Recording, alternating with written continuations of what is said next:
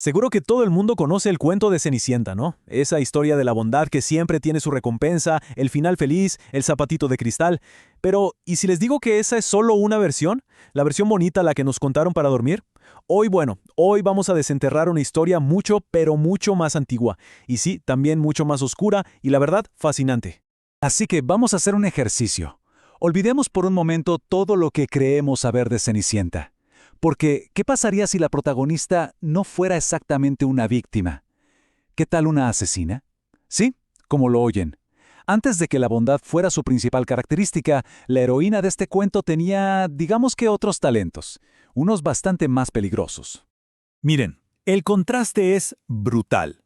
Por un lado tenemos a la heroína que conocemos, la que espera pasivamente a que la rescaten. Y por el otro, bueno, tenemos a estas otras mujeres. Mujeres astutas, ambiciosas, que no dudaron en tomar el destino y a veces, literalmente, la vida de otros en sus propias manos. Hoy, justamente, vamos a contar la historia de ellas.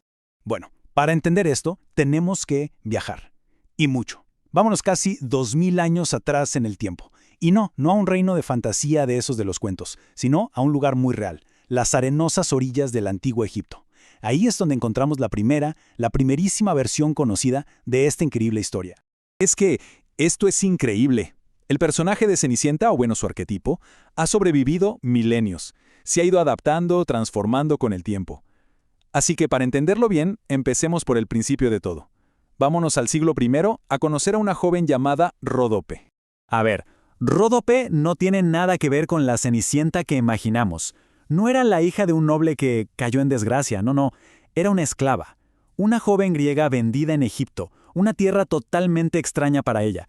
Y su único tesoro, lo único que la conectaba con su pasado y con su dignidad, era un par de sandalias de cuero dorado.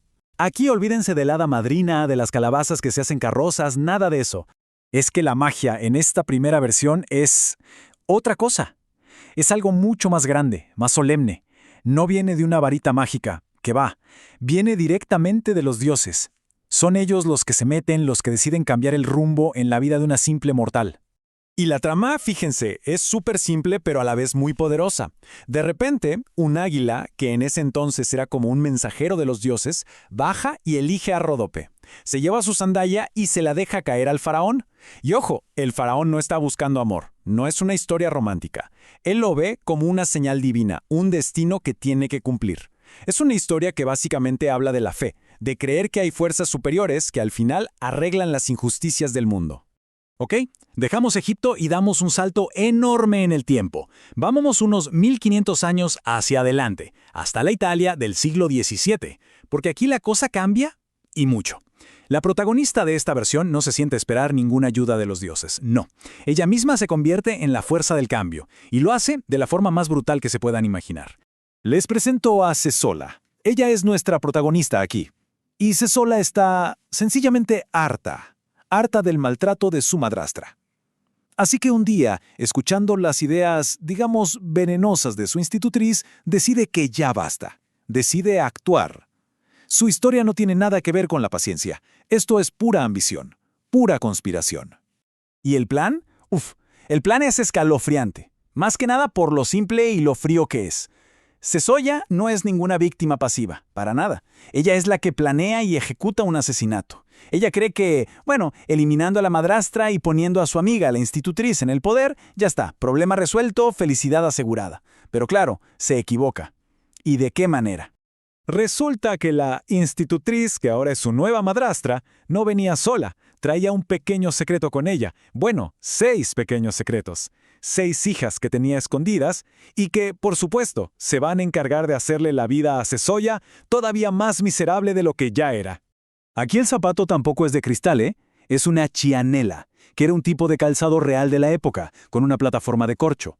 El caso es que Sesoya, con una magia que saca de un árbol de dátil, va a la fiesta del rey y, claro, pierde el zapato. Pero de nuevo, el rey no está buscando a una novia buena y pura. No, está buscando a la dueña del objeto que lo ha obsesionado por completo. Y ahora sí, llegamos a la versión que quizás es la más famosa de todas estas historias oscuras, la que los hermanos Grimm escucharon y escribieron, sacada directamente del folclore alemán. Y aquí Aquí la justicia ya no es cosa de los dioses, ni tampoco es el resultado de la ambición. Es algo mucho más primitivo. Es sangrienta, es brutalmente terrenal. En esta versión que se llama Aschenputtel, la magia es diferente otra vez, es como más orgánica, más sombría. No hay hada madrina, la magia nace del dolor. Viene de un avellano que ella planta en la tumba de su madre, un árbol que riega con sus propias lágrimas. Y un pajarito blanco en las ramas es el que le concede los deseos. O sea, la magia está totalmente ligada a su sufrimiento, a la naturaleza y a su conexión con su madre muerta. Y aquí es donde la cosa se pone realmente fea. Cuando el zapato de oro del príncipe es demasiado pequeño para la primera hermanastra, la madrastra le da esta orden que es escalofriante. Le dice, córtate el dedo. Cuando seas reina ya no te hará falta andar a pie. Así, sin más. Un pragmatismo que hiela la sangre. La solución que se le ocurre a la madrastra para salirse con la suya es tan simple como terrible. Solo necesita una cosa, un cuchillo. Y claro, la primera hermana obedece y se corta el dedo gordo para que le entre el zapato. La segunda, cuando le toca, se corta un pedazo del talón. Las dos mutilan sus propios cuerpos, todo por la promesa de poder. Meten a la fuerza sus pies ensangrentados en el zapato de oro, esperando que nadie se dé cuenta del engaño. Pero, ¿se acuerdan de la magia que venía de la naturaleza? Bueno, pues esa misma naturaleza que ayuda a Aschenputtel es la que va a destapar toda la mentira. Las palomitas blancas, las que viven en el árbol de su madre, son las que delatan el engaño. Le cantan al príncipe y le avisan que hay sangre en el zapato. Y no lo hacen una vez, sino dos, una por cada hermana. Y uno pensaría que ahí termina la cosa, pero no. La venganza de la naturaleza, o del espíritu de la madre, si se quiere, va más allá. El día de la boda de Aschenputtel, las mismas palomitas que destaparon el fraude bajan una última vez. ¿Y qué hacen? Les sacan los ojos a las dos hermanastras. Las dejan ciegas para siempre.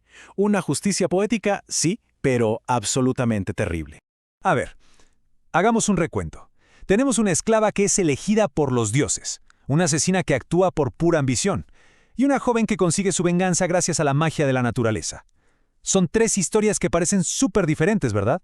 Entonces la pregunta es, ¿qué es lo que tienen en común? Esta tabla lo resume todo de una forma genial. Vemos cómo cambia todo, el tipo de zapato, el origen de la magia, quién es el villano y sobre todo cómo se entiende la justicia. Cambia drásticamente de una versión a otra. Y es que cada una de estas historias es en el fondo un espejo de la cultura que la contaba, de sus miedos, sus esperanzas y sus valores. Pero a pesar de todas estas diferencias, el esqueleto de la historia, la base, es la misma. Es inconfundible, una protagonista que sufre una injusticia, un zapato que se pierde y que sirve para identificarla, y un ascenso de estatus que le cambia la vida. Es ese núcleo, esa idea del triunfo de la persona oprimida, lo que ha hecho que este cuento sea tan poderoso y que haya sobrevivido, miles de años. Entonces, ¿cuál es el punto de todo esto? Que estas versiones no son solo anécdotas macabras y ya, son mucho más. Son como ventanas a mundos que ya no existen. Nos dejan ver cómo veían las cosas en otras épocas, la justicia, el poder, la ambición, el rol de la mujer en la sociedad. La Cenicienta que conocemos hoy nos habla sobre todo de paciencia, pero sus antecesoras, como vimos, nos hablan de algo mucho más básico, la supervivencia. Y esa es la pregunta que nos queda al final, ¿no? Detrás de cada «y vivieron felices para siempre», casi siempre hay una historia mucho más compleja, a veces bastante violenta que se fue puliendo con el tiempo. Quizás los cuentos de hadas más interesantes no son los que nos ayudan a dormir tranquilos, a lo mejor son justo los que nos despiertan.